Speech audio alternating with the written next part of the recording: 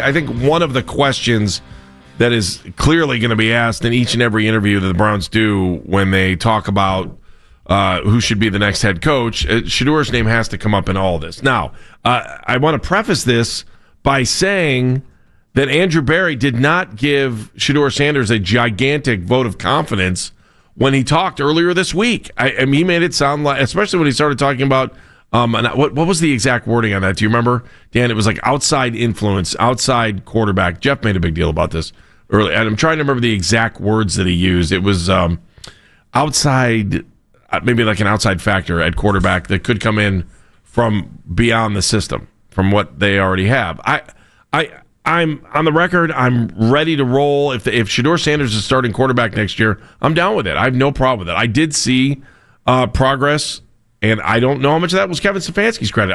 I read some of the things that are just ridiculous that are said about Kevin Stefanski and Shedeur Sanders. I can't believe some of the things that people just assume that are. I'm like, come on, man. Do you really think Kevin Stefanski, especially, woke up in the morning and go, oh, well, let's lose, and I'm going to take my no. The biggest problem I had with Kevin and Shedeur was when they made him the number 2 quarterback, they didn't get him ready. There's just no question about it. If you wanted to look at him and you know, the folks that want to wear the glasses that don't see that he was a 5th-round draft pick, I get it. I understand it. He played better than he proved to everybody that he was worthy of more than being a 5th-round draft pick. I'll say that with no hesitation. And that, to me, I want to see if he can do something more with this. I don't know if he is the future. I don't. I didn't see enough of him last year. And you know what? I would say that about any rookie quarterback. Like, we put this kid in a bad position early on. You threw him out there as the number 2 quarterback. Next thing you know, he's out on the field, had no practice time with the guys on the field. That's ridiculous. The second you knew he was going to be number 2, that was the moment you should have had him, ready to be and to go out on the field and to play with the first teamers, at least if you just got him a little bit of practice before, which would be understandable for a backup quarterback. When you made him number 2, you owed it to him, you owed it to the team, you owed it to your fans to make sure that he would be ready and not have to come in ice cold that first game. And so each and every week there was some improvement there. And, I sit here and I get ripped left and right. I read this all the time where I say he makes you relevant. Guess what? People talk about the Cleveland Browns because Shedeur Sanders is on the team, regardless of whatever he does on the field. That is a fact. And that is a fact when you have a high-profile quarterback that has millions of followers on social media, that people are interested. Guess what? At the end of the day, this is an entertainment business. At the end of the day, it's about entertainment, and it's about teams making money. Hate to say that's the truth, but it is. We sit here as fans, and we want to believe that we're in la-la land trying to understand that, he earns this or he deserved this. Nothing's given. You know that. LeBron taught you that, didn't he? So, again, I walk into next season wondering what the next head coach is going to do or how he is going to lead Shedeur Sanders or any other quarterback that he may have in front of him. Here's Andrew Berry from his press conference earlier in the week.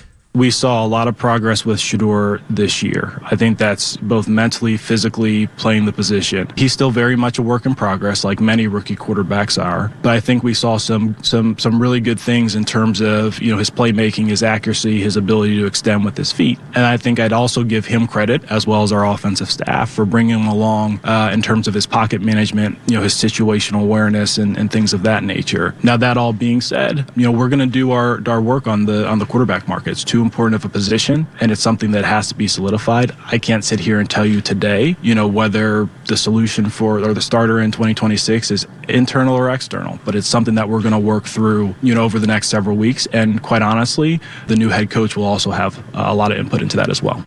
So, Shedeur Sanders fans, are you mad at Andrew Berry for what he said there? He didn't give you what you wanted to hear. You wanted to hear, no questions asked, Shedeur Sanders is your starting quarterback next year. You did. That's what you wanted to hear. He didn't give that to you. And you might have already said, well, when they got rid of Stefanski, why didn't they get rid of him too? I hear you. A lot of people thought it was a package deal either way. The door is open for a quarterback next year, whether you want to believe it or not. All right, let's whip the T-bone between the angry dogs. Here we go. First, the way that the quarterback situation was handled from training camp on the minute that he was drafted was a joke. It was. They did the best they could with what they have. I will give Kevin Stefanski that credit. I think he did the best he could, but it was a crappy situation to be handed 2 rookie quarterbacks. Good luck. There's no way you can develop 2 rookie quarterbacks. We've talked to former GMs. We've talked to former coaches. Mike Martz came on this airway and said, there's no way in hell you can develop 2 rookie quarterbacks at the same time. That's silly. So I think they did the best they could in a crummy situation. Okay? That's the first thing with it. There's no way you could have made this better while still having a quarterback be prepared to go out and face an NFL team that has been focusing on with one goal of defeating you and all of the reps going to one quarterback so that they can defeat you. Okay? No matter how you split these reps, there's no good way to go about this. After a 7-game sample size of Shedeur Sanders, I would say his 5th-round draft pickness might be the best asset he has going for him, with the fact that he's cheap.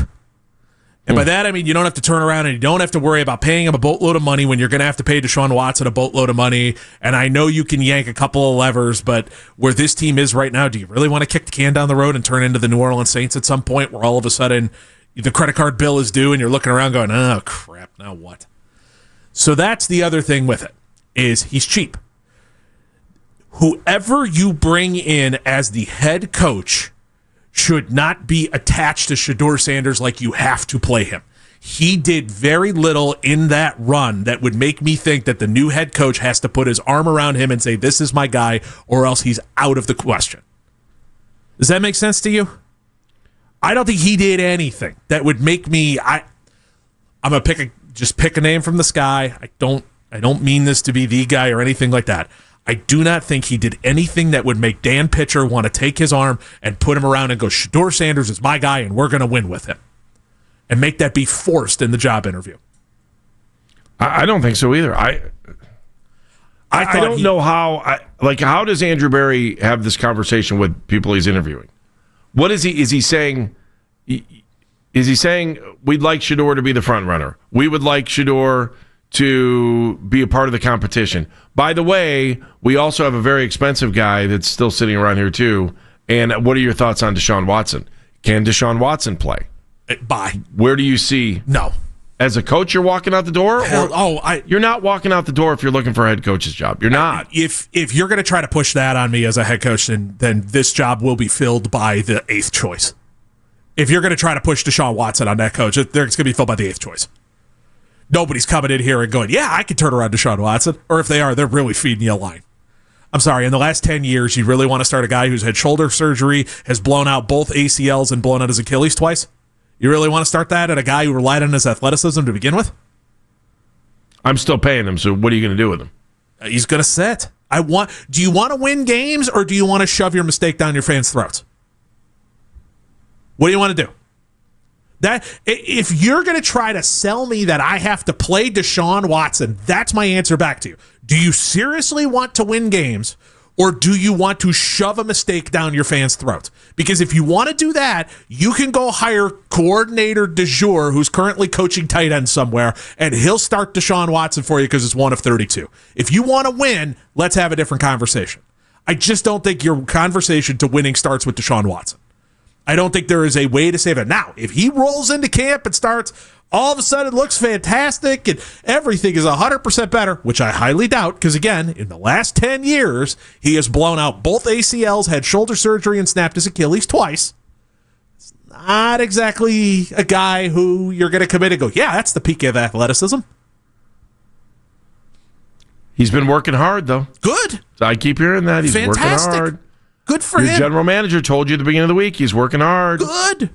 That's wonderful. By the way, have those guys ever come out and said, this guy's not working that great? No, that guy's lazy. Yeah, exactly. I've never once heard of I've never once either. It'd be fantastic. I'd love it if they did that at some point. Yeah, so he's just not doing it. He's been hiding. We run a warm-up lap, and it's like high school track. We run a warm-up lap, and this guy goes and hides in the bathroom. But, that's... If I'm the head coach, if you're going to try to go, all right, you have to come in here and you have to have Shedeur Sanders as your starting quarterback, I don't think he has done anything, especially after the Titans game. He has done a whole heck of a lot that makes me go, yes. He went up against the worst defense in football in Cincinnati and 6 did points. not play well. You got 6 points. Made 2 throws when he needed to. I'll give him that. And twice he had you, at the end of the game, he put you in a spot to win. That he won that game and lost the other one. But he was I remember going back and forth with Jeff early on. It was the second or third start. And I was like, you know what? He didn't have the greatest game. But at the end of the game, I think it was second start, that I'm like, he moved the team down the field when they needed him the most. Now, whether the other team was playing prevent defense or whatever, it didn't matter. He did what he needed to do to get the team in position. He was not good against the Steelers. He was not good against the Bears, which is also not a great defense. He was not good against Cincinnati. It felt like the more tape that teams got on Shedeur Sanders, they made the adjustment. It's like the hitter that comes out scorching hot in the first 14 games, and then all of a sudden there's an adjustment made. How is Andrew Berry selling the quarterback situation to any candidate? Or does the candidate have to sell Andrew Berry on what he wants to do with his current quarterbacks and then get into this big conversation about, well, we really should draft a quarterback. We might want to think about doing this or do that. How does that conversation play out in these interviews? Is it candidate dependent? It's got to be. I mean, because they're in a position, they can bring in veteran quarterback X if they want to.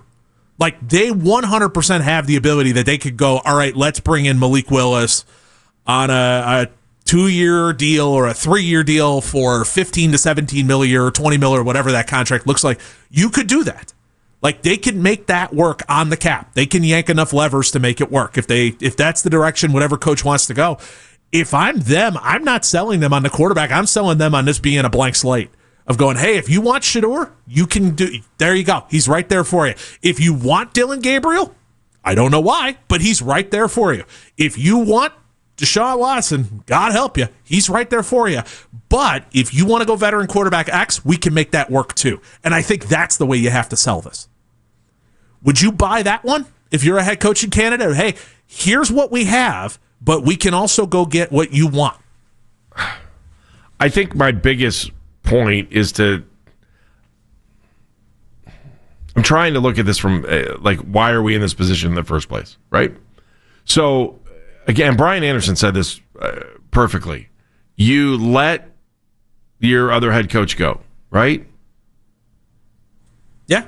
And you look at what was there, and I don't know what you were expecting. If we're just saying, and then you let him go, and his name becomes one of the hottest names for a head coaching position for 7 positions. So pretty much Kevin Stefanski is going to probably land the job as a head coach next year. Do we all feel confident in that? Yes. Now, I did feel confident Mike Vrabel was going to land the job his first year, and he didn't. I don't know if he wanted to. Or maybe he was just hoping for that Patriots job on the first turn.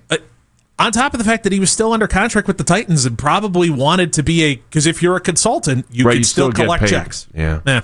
In the same way that Robert Saleh was a consultant with the Green Bay Packers on the defensive side of the ball, so he could keep collecting checks from the Jets. I mean, that's the other side of this thing. My big thing, if I'm sitting down with these coaches, I'm looking at them and saying, what is your plan for quarterback? That's you got to tell me who you're giving me. Are you going to draft one? Are we going to bring in a vet? Are we going to stick with the 2 young guys we have?